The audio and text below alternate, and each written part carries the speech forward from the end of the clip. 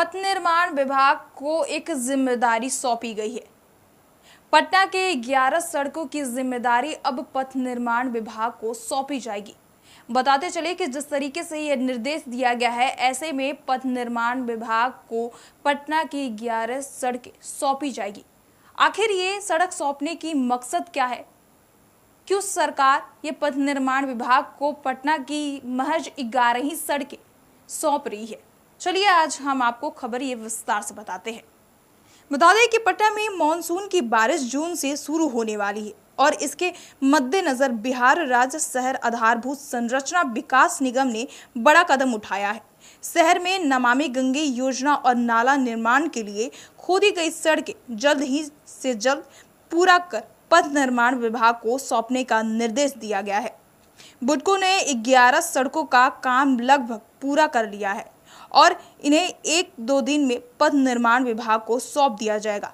हालांकि नेहरू पथ को काटने की योजना को फिलहाल रोक दिया गया है। बुडको ने नमामि गंगे योजना के तहत चल रहे कार्यों को तेजी से पूरा करने का निर्देश दिया है। शहर की 11 सड़कों पर नाला निर्माण और सीवरेज का काम पूरा हो चुका है और अब इसे पथ निर्माण विभाग को सौंपने की तैयारी है। बुडको की अभियंताओं ने बताया कि अगले 1-2 दिनों में यह सड़कें पथ निर्माण विभाग को सौंप दी जाएगी ताकि विभाग इन्हें मरम्मत कर मोटरवेल बना सके। बताते चले कि इनमें कुर्जी बालू पर की सड़क का लगभग काम पूरा हो चुका है।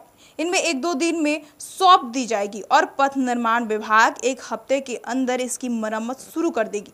इसी तरह बोरिंग रोड की संतुष्टि गली का काम भी खत्म हो चुका है। बोरिंग कैनाल रोड से बोरिंग रोड को जोड़ने की एक सहदेव महतो मार्ग का भी 1 ही हफ्ते में ये काम पूरा कर दिया जाएगा।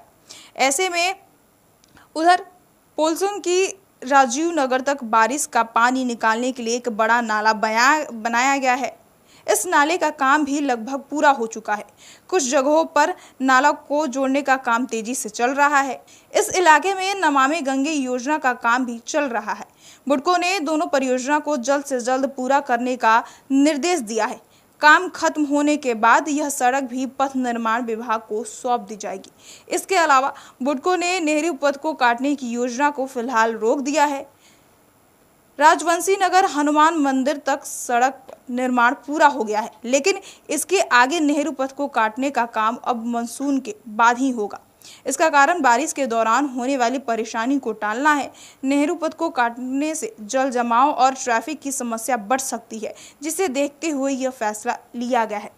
बताते चले कि जिस तरीके से बिहार में मानसून आने वाला है, उससे पहले ये निर्देश लिया गया है कि अब पटना की ये जो 11 सड़कें हैं वो पथ निर्माण विभाग को सौंपी जाएगी ताकि वो जिस तरीके से नाले कटे हुए हैं इसको मरम्मत कर और उसमें मोटरवेल लगा सके। ऐसे में जब भी देखा जा सकता है कि जब भी बिहार में बारिश होता है तो हमेशा ही पटना की सड़कें बारिश के पानी से भर जाती हैं, ताकि लोगों को दिक्कत आने जाने में हो जाती है। जिस तरीके से नाले में पानी हो जाते हैं, नाले की गंदगी पानी से लोग आ जाते हैं। ऐसे में अब जिस तरीके से ये निर्देश जारी किया गया है ताकि जल जमाव कम हो और लोगों की समस्या जिस तरीके से बढ़ जाती है मानसून में वो भी घट सके। ऐसे में ये निर्देश जारी किया गया है कि अब पथ निर्माण विभाग को पटना की ये 11 सड़कें सौंपी जाएगी।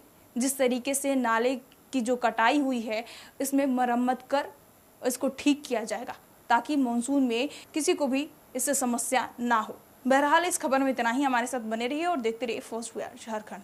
पैनोरमा ग्रुप, जो सोचता है वो करता है। ये लो मुंह मीठा करो, आज मैंने अपना जॉब छोड़ दिया। अब हम पूर्णिया वापस जाएंगे। जॉब छोड़ दिया है? मतलब ये घर कैसे चलेगा? हम करेंगे क्या और माँ बाबूजी क्या बोलेंगे? इसलिए मैं एक और मिठाई का डब्बा लाया। अपने बिजनेस के लिए लोन अप्रूव हो गया। अरे लोन अप्रूव हो गया वो तो ठीक है, लेकिन पूर्णिया में हम रहेंगे कहाँ? अपना घर भी तो नहीं है वहाँ। इसलिए तो एक और मिठाई का डब्बा अलग से लाया हूँ। हमने पूर्णिया में घर ले लिया है, पूर्णिया के ई होम्स पैनोरमा में। पूर्णिया में पैनोरमा ग्रुप लेकर आए हैं ई होम्स पैनोरमा।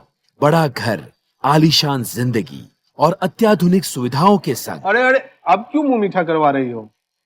क्योंकि हम घर वापसी जो कर रहे हैं। घर वापसी की खुशी पूर्णिया में ई होम्स पैनोरामा के संग। E homes panorama, luxurious lifestyle redefined.